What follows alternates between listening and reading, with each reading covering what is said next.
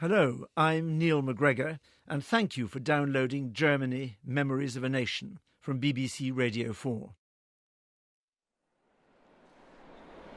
Germany? Where is it? I can't find the country. Goethe's famous remark of the 1790s reflects a Germany fragmented into hundreds of separate states and with constantly shifting frontiers. Throughout this series, I've been to many places to see if we can find Germany. The Germany that was born 25 years ago. East Germans flood through yet another new crossing point, where more of the Berlin Wall has been knocked down.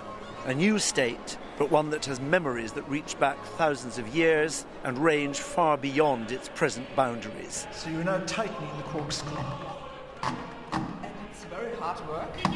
The Germany of Gutenberg and the Beetle, of Luther and the Bauhaus. Embrace architecture and sculpture and painting in one unity. It's Luther himself. Oh, so this is Luther's handwriting? That's Luther. Oh, sorry, can we start all over again? Sorry. Of beer and Bach. I've been to towns and cities all around this complex country, from the banks of the Rhine to the Czech frontier, and from the Danube to the Baltic, and beyond. I began this series with one iconic building in Berlin, the Brandenburg Gate, and I want to end it with another, the Reichstag, the German parliament, because it was here, after the unification of Germany in 1871, that all those places sent delegates to shape their new Germany.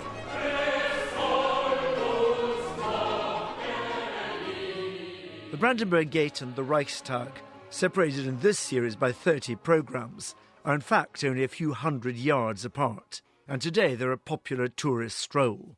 But for much of the last 70 years that was a difficult or even an impossible walk, for after 1945 they were separated by the boundary between the Soviet and the British zones of the occupied city, the fault line of the Cold War that in 1961 became the Berlin Wall. Surprisingly, that memory of division, although still live and bitter, has virtually no physical presence at the spot which was for decades its iconic centre. Other memories, on the other hand, are all around. Clearly visible, just one block to the south, is the huge Holocaust memorial to the murdered Jews of Europe, completed in 2005. Opposite, among the trees of the Tiergarten Park, are three more modest, more recent monuments to those other groups whom the Nazis killed, not for anything they had done, but simply for what they were, those with physical and mental disabilities, homosexuals, and the Sinti or Roma. These memorials are in this part of Berlin by design. As parliamentarians make their way to the Reichstag building, they are daily reminded of that terrible chapter of Germany's past. And the memorials are not just for the politicians. The intention was to shape the thinking of every citizen as well. The Third Reich, not just as a regime, but with the assistance of hundreds of thousands of German citizens, commits crimes of such immensity and such barbarity that there is no going back from the acknowledgement that these events impose a sort of moral legacy and moral burden on the German nation. Historian Christopher Clark. But what's remarkable after 1945 is the extent to which this is accepted. The guilt is internalized and becomes part of the German national identity. The awareness of guilt for the horrific crimes of the Third Reich drives deep roots into German national feeling. The Reichstag is the symbolic building of modern Germany. It was erected in the 1880s to house the parliament of the new united German Empire. Bismarck hated the manoeuvrings of the parliamentarians here. The Kaiser resented their claims to ultimate authority over the people. But in 1916, in spite of the Kaiser, the words Dem deutschen Volke, for the German people, were inscribed on the facade in bronze letters. The bronze itself taken from cannons captured from Napoleon 100 years earlier. From a balcony below those bronze letters, in November 1918, the German Republic, later the Weimar Republic, was proclaimed to the world. 15 years later, the building was charred black as a consequence of the famous Reichstag fire, giving the Nazis the pretext they wanted to abrogate the rights guaranteed by the Weimar Constitution and to imprison and in many cases eliminate political opponents from all sides. Even though the Nazis deeply disliked the building with its liberal associations, Stalin chose the Reichstag as the prime symbol of fascist Berlin. To capture it before May Day 1945 became something of a Soviet obsession, and huge numbers of men were sacrificed in the bloody and protracted hand-to-hand struggle, which finished with Red Army soldiers planting the Soviet flag on its bombed-out roof. After 1945, the building languished, made usable but hardly used, on the very edge of the western half of the city. But just as in 1989, the Brandenburg Gate became the focus of the collapse of the Berlin Wall, so in 1990, the Reichstag was the obvious place for the signing of the treaty that would reunite Germany. In 1991, it was resolved that the Reichstag building should, as after 1871, be the seat of the Parliament, now the Bundestag, of a Germany united for the second time. And in 1992, the British architect Norman Foster was commissioned to create what has become a famous addition to the Berlin skyline. The willingness to choose a non-German was a statement of the resolute internationalism of this reunited state. But before the Reichstag building could be a worthy home for the new pan-German Bundestag, it needed not just to be changed physically. The Reichstag had to be reborn, and it was. It became part of the Berlin landscape, so much so that many people forgot what the building underneath looked like. The wrapping of the Reichstag, the work of the artist Christo and his wife Jean-Claude, is perhaps the most unexpected episode in the biography of this building. First time in history probably that this building is nice and makes people happy. During 2 weeks in 1995, from 27th of June to the 7th of July, 90,000 square metres of silver fabric enveloped the entire building. Today, the dismantling work began and Germany's former and future Parliament building came blinking into the summer sunshine after its temporary hibernation. When it emerged from its huge silver chrysalis, this was a building transformed, able now to become what Germany needed it to be. Monika Grütters, now Federal Minister of Culture, was an MP at the time. It was only after Christo had wrapped the Reichstag and opened our eyes to the true topography of this building that we understood that it is in fact our house, the house of an entire population, a democratic building in which Parliament, the representatives of the people, sit. And something of the spirit of this happening survives today. So it was the wrapping that revealed the potential to the whole public of the building. The building at last became popular. Suddenly it was more than just a building fulfilling a function. In a few weeks, the wrapping of the Reichstag put years of history in a proper perspective. It's hard to think of an equivalent reappropriation of a building by its public anywhere. It's a process that continued during its subsequent carefully managed metamorphosis under Norman Foster.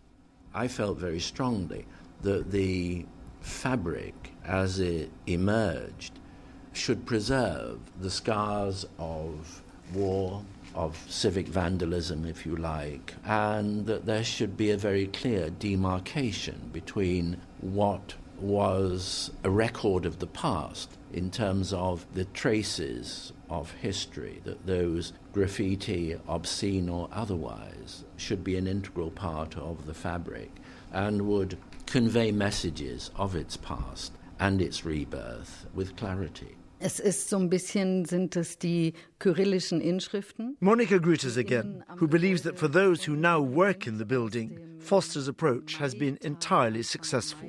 I am particularly conscious of the Russian Cyrillic graffiti found inside the building, which come from the days in late April, early May 1945. They were written by soldiers of the Red Army, and in a simple, entirely compelling way, they remind us that not long ago we were living under a dictatorship and were caught up in what was a collapse of humanity before this building was able to recover its democratic dignity. The reborn Reichstag was in one very visible aspect different from all previous states of the building. Over the chamber in which the MPs meet is a luminous, lofty glass dome, circled by walkways which allow the visitor to look down on the parliamentarians as they debate. It is, I think, an eloquent architectural metaphor. Every day, without constraint, citizens can literally exercise oversight of their politicians. To a public brought up in the surveillance state of the GDR, or with folk memories of the Nazis, or even merely with experience of police tactics in the Cold War Federal Republic, this is a heady statement of civic freedom. It's about the relationship between the public and politicians and redefining that in a way which is unique. It has become a symbol of a city. It has gone beyond that and become a symbol of a nation. In its 140 years of existence, the Reichstag has in fact been the symbol of many Germanys. The newly united empire of the 1880s, the Weimar Republic's doomed liberal democracy, which perished in the 1933 fire, the fascist Nazi Reich, which, like the building, was destroyed and then conquered by the Soviets and their Western allies, and the 25-year-old parliamentary democracy of today. Thanks to Foster's restoration, every one of these memories is still present and active in the building. Where Britain and France choose to gloss over shameful memories, Germany displays them so that its leaders and its citizens can see and remember.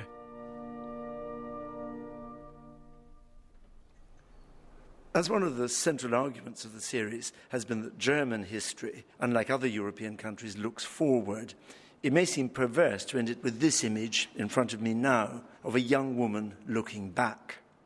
In 1977, the artist Christo Reichstag took a photograph of his daughter Betty, looking over her shoulder at one of his paintings hanging on the wall behind her, an imprecise grey rendering in paint of an old press photograph.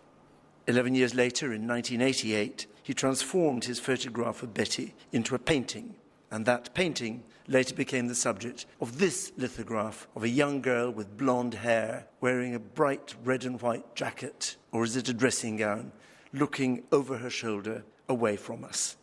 In the very process of its making, this lithograph is a complex meditation on events and on their recording. And it would not, I think, be doing violence to Richter's art to read it as a metaphor for Germany's subtle, shifting, obsessional engagement with its own past. Richter and his daughter embody much of that past. Brought up near what is now the Polish border, Richter's childhood was lived under the Nazis and disrupted by the war. He fled the East just months before the Berlin Wall was erected in 1961. In the lithograph, Betty turns away from her father. She was brought up in West Germany, part of a generation that grew up in a country committed to excavating its shameful past, publishing and, where possible, punishing the crimes of her parents' and her grandparents' generation. Betty inhabits a space that's still animated by her father's works, although his painting is no longer clearly visible on the grey wall behind her, just as all Germans still live in the presence, growing fainter but nonetheless compelling, of the deeds of previous generations. What Betty makes of her father and his generation, we can't tell. But in a moment, this young woman will turn and face us and the future. To see the buildings and objects featured in this series, and to hear other Radio 4 programmes about Germany, search online for Germany, Memories of a Nation. Memories of a Nation. Memories of a Nation. Memories of a Nation.